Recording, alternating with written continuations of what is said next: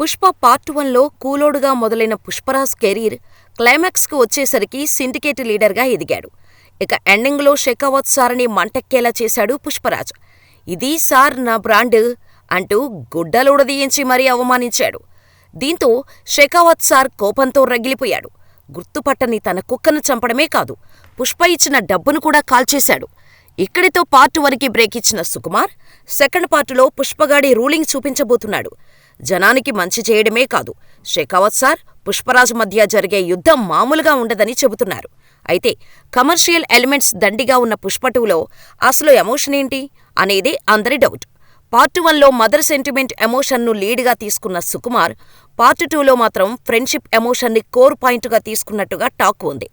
పుష్పరాజ్ ఫ్రెండ్గా కేశవ నటించిన సంగతి తెలిసిందే.